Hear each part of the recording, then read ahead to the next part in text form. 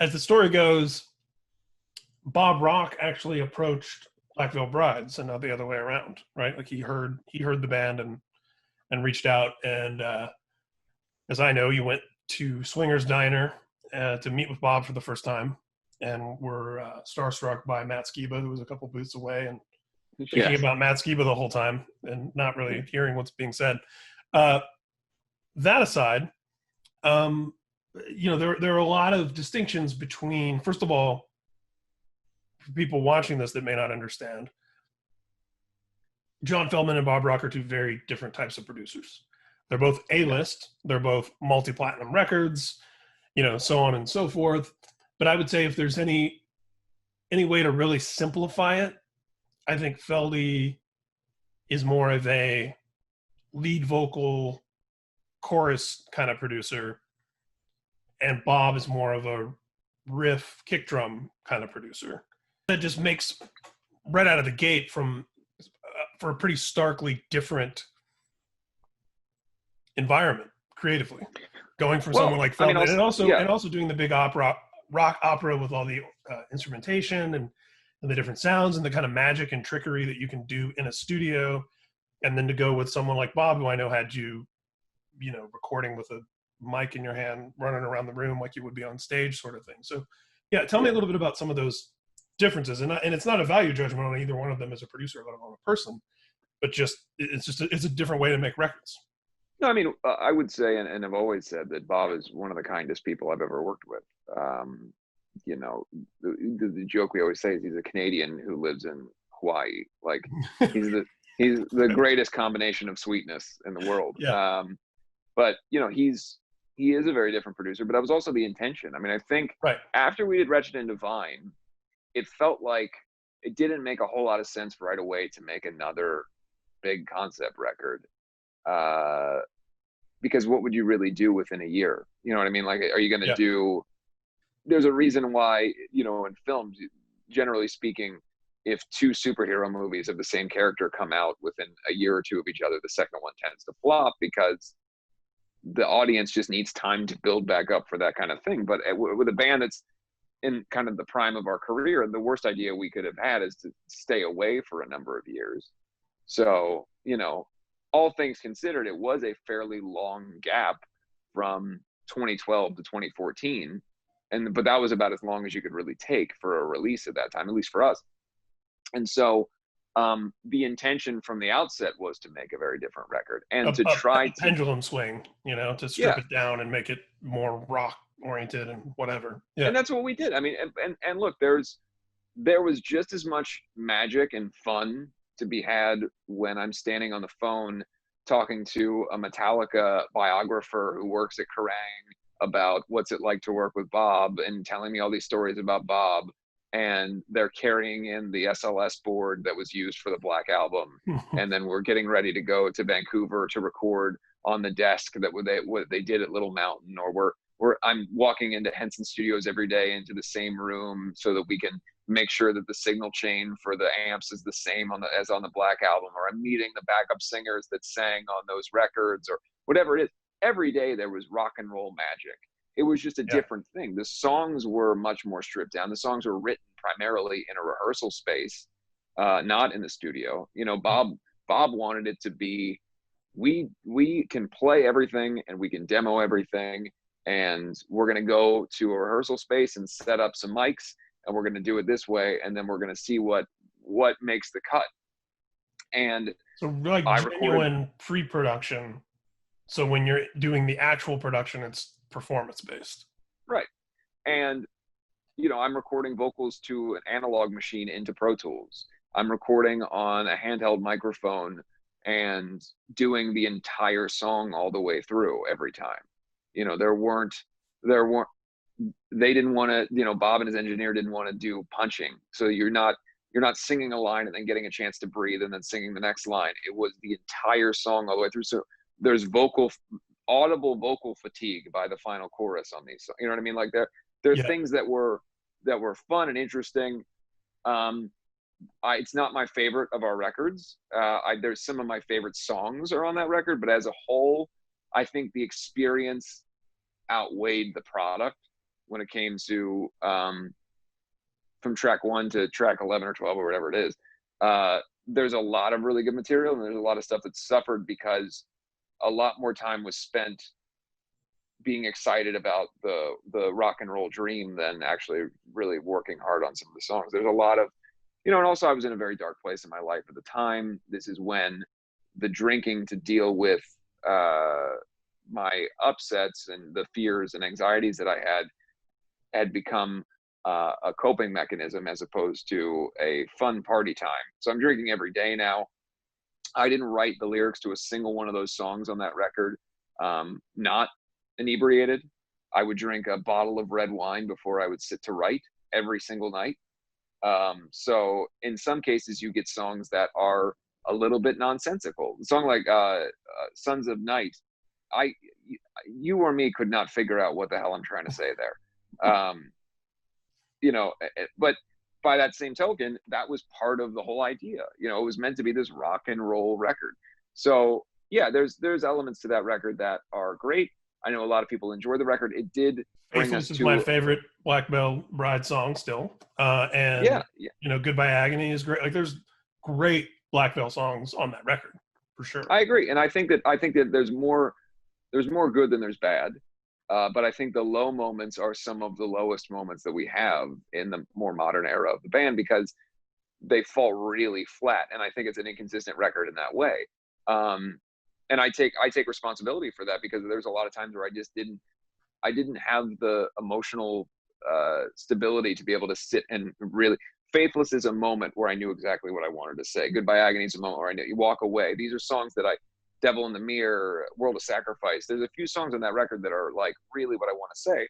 And then there's other times where I'm not really sure what the fuck I was talking about. You know what I mean? The Shattered God is a song like I can still listen to it now and go, yeah, I'm happy that I told that story in that way. Even if the world doesn't know what the story's about, I do, and I can listen to it and know what I'm saying. And yet there's other songs that just don't feel that way. But I would say that experience was great. The downside, of course, is that I remember the first time listening to Heart of Fire on the radio. So the song before Heart of Fire is like this, huge sounding, right, on the radio. Then our song comes on the radio and it's like this, right in the center of your stereo. And then the next song comes on and it's huge. And that moment where I went, oh, we recorded an entire record in 2014 analog, and it sounds like it's this big. Yeah. It was a little bit like, so there's moments that are great. There's moments that are not great. Overall, the experience of working with Bob was wonderful. It was a dark time in my life. The tour for that record is the worst emotional situation I've ever had. There was a lot changing for me just personally, and I was dealing with a lot of emotional demons. And so there's good and bad there, So this leads us into your debut solo record, and a little stopgap in between there is that first song, They Don't Need to Understand, which was kind of a runaway hit, so to speak. It's interesting given that, it didn't have like a big campaign behind it. It wasn't. It never appeared on an album or a radio. Right. Right. And it's never been available on DSPs or anything. Right. So what was the genesis of that, and how did that song end up happening outside the context of Black Veil, and then leading into a solo record? I was unhappy in my life in general with myself, and I was particularly unhappy with some of the elements in the band that I wanted to get away from, the particularly personality type that I wanted to get away from. And I felt like I needed to find a lifeline out because I couldn't figure out a way to fix the scenario. I was bound by obligation and other things to this situation within the band that we felt like there's no way to fix this. So what are we going to do? So for me, it became, well, I would very much like to continue to be a professional musician, and I have other things to say. So Feldy and I started working on more 80s based music, songs that were straight up Breakfast Club sounding songs. Mm-hmm. And that was maybe a little too on the nose, but the idea was there. So no one's ever really heard those songs, but they were fun, and we thought, okay, maybe this is a thing. So then I started going, well, maybe this could be a thing. Why don't I start to pursue this? So then it was the Grammy weekend of that year, and I had a meeting with some of the people at the label that we were on at the time. And I said, hey, I'd really like to do a solo thing. in a more like 80s synth kind of thing. You know, Black Veil's been putting out records every single year. The band is burnt out, just apart from the emotional issues that I had within the band. We were burnt out. We had toured 10 months of the year for 5 years or 4 years at that time. So it was time for a little bit of a break. And but I wanted to keep going with something. So I said, hey, I'd like to do this. And they said, no, why don't we just change the band to just be you, and you'll make like synth based music instead of the music that you make. And it was just, I was so offended by the whole idea that they absolutely didn't understand at all what the band was, or that that's not even a thing, or you know what I mean? It was just, it was a ridiculous premise. And so I said, such a classic like record label mistake, like a massive error in judgment that affects your entire life and doesn't really affect. But of course, that was never even on the table. So right. It just, for me, I just left that meeting going, well, that's stupid. So that's not going to happen. So what do we do? So then the idea became, well, I had some of these songs demoed, and I thought, well, if they're not going to let me make this, I'm bound to them contractually. They have the first rights to anything I release if I'm making money off of it. So I can't release songs on my own and make money, but theoretically I could release this song as the soundtrack to a video of myself for free on YouTube, and they wouldn't be able to do anything about it. So we contacted Hot Topic at the time, and we said, hey, we're going to make merchandise, and we're going to give you the exclusive on this, but we're going to film the video. So Pat and I filmed the video. We went to Richard's art gallery and filmed a lot there, and we walked around the parking lot there and walked around on Miracle Mile in Fairfax, just fucking making a video with a camera and a handheld light, and a song that was essentially a demo. And we put that out, and you know, within a couple of weeks, it had done really well. And then we get a call from the label like, hey, boy, that solo thing is a great idea. We should make an Andy Black record. So, you know, so that was basically, and that, you know, and to be clear, that basic premise is true of the entire time that I'm doing Andy Black with that label. You have to understand, when you trick someone into signing you, you can't expect a whole lot when it comes to them getting the project. You know what I mean? So I don't think that the Shadow Side, I remember when I thought, there was about a week time where I thought, oh, this is a great record. I think the label's really going to get it. And then I remember having like a phone call and leaving that, but going, nope, they don't understand it at all. All right, well, we'll just keep moving. And so that's kind of been the story. But the Shadow Side became a situation where I just wanted to do this, and Feldy was into it, and we just said, let's make this the best possible record we can. Let's collaborate with everyone that we can. It was as dark as the times were prior to that. That was like the light, you know, that made me love making music again. And that made me feel like it wasn't all dark and terrible, and that there was joy to be had in having Gerard Way come in, or Patrick Stump, or just all these people every day writing, singing, playing, collaborating. You know, it was just, it was a really, really wonderful experience, and it got my passion back for making music. Brilliant. And yeah, and to go from what's starting to feel like a restrictive situation creatively and interpersonally and all that to, then being unbound and just being able to collaborate, like you said, with all, you know, musical heroes and peers, and, you know, and obviously the relationship that you had established with Feldman had become pretty close at that point.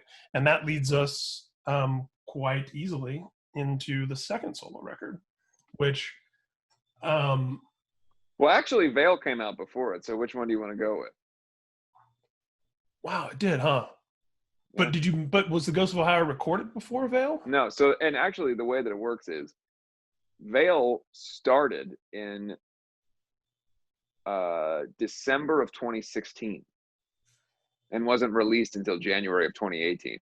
We finished not December of 2016, December of 2015. So we finished the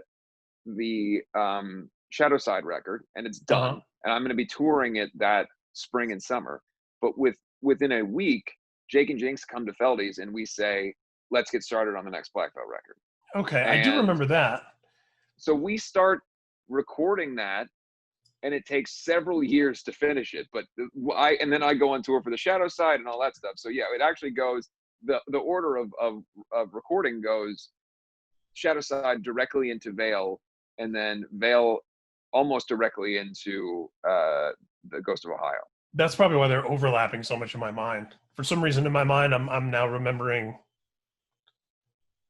Ghost of Ohio coming out before Veil. No, there was almost weird. Ghost of Ohio came out last spring, and there was almost no break in between that like 4-year period, basically. Yeah,